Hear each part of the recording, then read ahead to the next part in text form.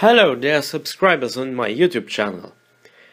Well, as you know, it was Christmas time, there were many holidays, and of course I didn't produce many videos because, well, I was busy. But even so, I think to end this year I will add a video to my Scenario Saturday playlist. Even we are not Saturday today, but it's actually just the name of this series. And later on it will continue as Scenario Saturday as you know it as usual. So to conclude this year of 2016, I will talk about a topic that is linked again with Germany, but it has to do with the reunification of Germany. I'm mainly talking about the Western and Eastern Germany, or as you say it in German, die Bundesrepublik Deutschland und die Deutsche Demokratische Republik. So the Federal Republic of Germany and the German Democratic Republic. And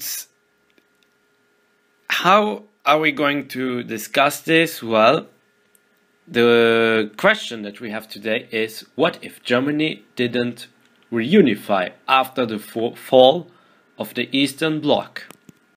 That's a very interesting what if, and I think it's a potentially interesting what if in relation with the European integration, in relation with something that is really close to our timeline, and it's actually something that could have really happened, as there were many politicians opposing a reunification of Germany. As we know, Gorbachev, he was strongly supportive of the reunification of Germany, as were also, of course, the German population.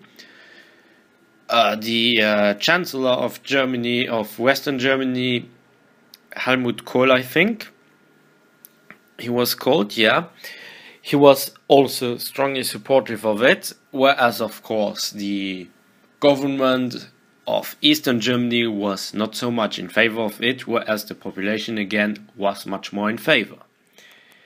Then again, we have the US Americans who were mostly, I would say, neutral about it. France and Great Britain were actually opposed to it. And as far as I know, Margaret Thatcher, for instance, she was even more opposed than the French were. So let's say somehow the French, they voiced their opinion even strongly against the German reunification, and Margaret Thatcher, she would somehow threaten to veto some stuff that the US would decide, and together they would actually pressure the US in some way to also decide, or to also convince them to say, okay, better let's not be supportive of the reunification of the two Germanys. How could this look like? Well, firstly, economically speaking, it would be different. Because, first of all, the West Germans, they wouldn't provide a huge monetary transfer. They would probably give some financial aids, but it would not be the same as it was in our timeline. Because as we know it, in our timeline, the Germans have like a specific tax, a solidarity tax, and all of this solidarity tax goes from the old Bundesländer to the new Bundesländer, where it was invested in infrastructure, in schools, and in many other things, and so on. I would also say that not having this much money would firstly be a strong indication that the old Eastern Germany would be depopulated for a longer time. Also, I would say the Eastern Germany would go under a separate shock therapy, almost like in all of Eastern Europe. Let's say there would be more inflation, there would be changes of the currency, maybe they would have a new Eastern German mark. I would also predict many more privatizations.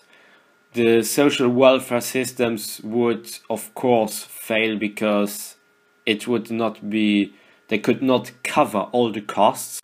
And in the first situation, I would even say that the Eastern Germany would have a more difficult time than the rest of Eastern Europe, because West and East Germany would somehow even so conclude a common travel area, which would in that case be the compromise between the two German governments, the will of the people, and the occupation powers or ex-occupation powers. Would the Soviets still go away with their military bases? Well, as the Soviet Union would then fall afterwards, I could see that all bases would probably just be closed again.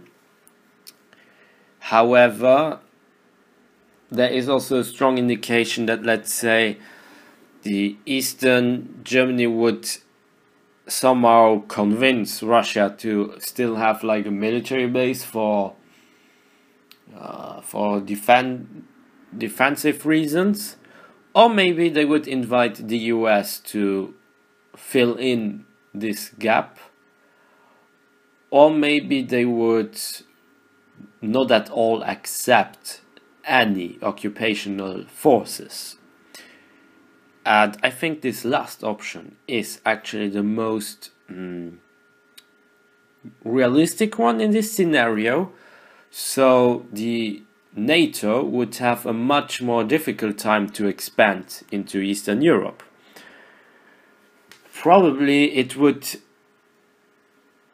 somehow still be difficult for them to just expand because of the compromise between Eastern and Western Germany, all the treaties they would have to make, and perhaps they would just see it as not necessary at all. Another issue that I see is probably the city of Berlin.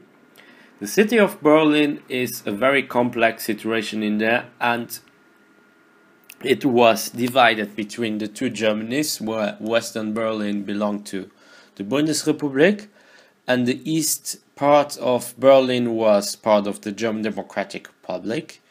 So I could imagine that somehow these two zones, they would merge together and be controlled by the two Germanys in some ways, and you could see like the two price lists, like ones of the Deutsche D-Mark and then of the Eastern German D-Mark maybe. I would also predict that the state of Berlin, because this is a Bundesland on its own, they would receive money from both the West and the East, which would actually help Berlin a lot. And it could be actually some kind of link to symbolically show how the Cold War is over. And it would actually have a bigger importance as such symbol than in our timeline. However, even seeing now, let's say, the Eastern Germany as depopulated for a longer time, we could see growth rates that we could compare with the ones of Poland or even the Baltic states. And now, considering the fact that the GDP level of Eastern Germany was already higher than much of the rest of Eastern Europe, I think it could be even possible for them to catch up to West German standards of living. And I would even say it's possible for them to catch up much faster than in our timeline. Again, these are just pure speculation, so we could also just see that it doesn't happen at all, or that Eastern Germany stays as it is in our timeline, just that it is independent, or maybe that it has a stronger growth rate at the cost or at the expense of the other countries like Poland, Hungary, and so on, who would still have very high growth rates compared to Western Europe, but even so, they would be kinda lower than in our timeline. Now, which kind of meaning would this have not for our timeline, but for that timeline when we have two Germanys?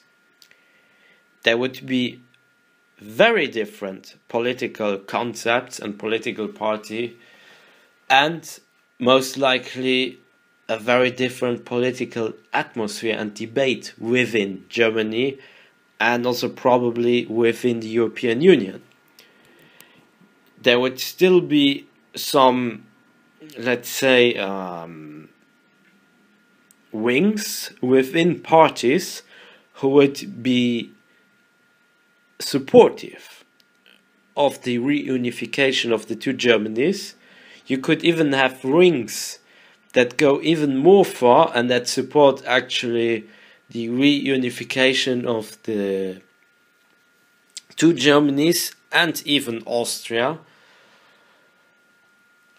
You could even have some more extreme rings within political parties or political parties on their own who would be advocating the return of Silesia and other parts that are now part of Poland that used to be German. And all in all, the discussion between strong national institutions or nationalism based on ethnicities versus a strong European Union would be much more present than in our timeline.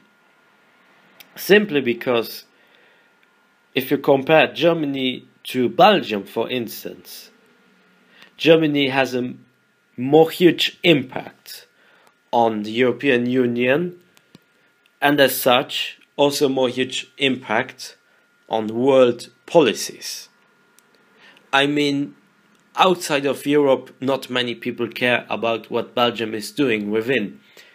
But if you have this discussion within the two Germanys about whether they should focus more on ethnic nationalism or they should focus more on the European integration process, it would have a much more important impact and also influence on world policies and how other countries, other people would see Germany as such.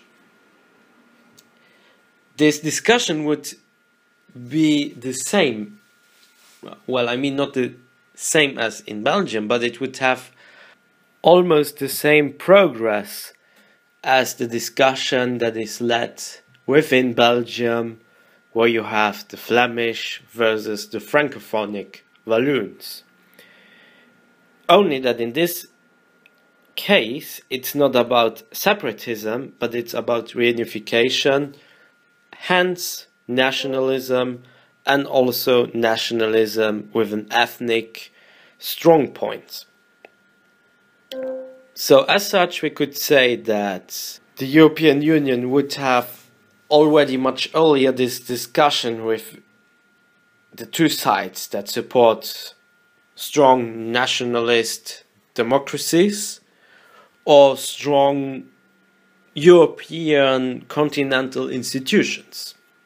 And well, There are actually more things that we could say, but I think I will just stop in here because simply it is already going too deep into this topic. And I think the most important points we should now just recognize are, firstly, the eastern part of Germany will have less money at first to start with, depopulation. There would, however, be a common travel area between the two Germanys as part of a compromise between the two governments and the great powers. And also later on, Eastern Germany would see very comparable high growth rates in this alternate timeline, who we could compare with the ones that we have in our timeline in Poland, in the Czech Republic, and so on. And then the other strong point is the discussion and the political debates within the European Union, where you have a stronger opposition between nationalism and European integration. So that was all about it. I'm Althistory Luxembourg. I'm glad you are watching this video, listening to all my stuff, and I hope you can give a like and subscribe in case you didn't. And I wish you a nice day and also a happy new year. See you next time. Bye.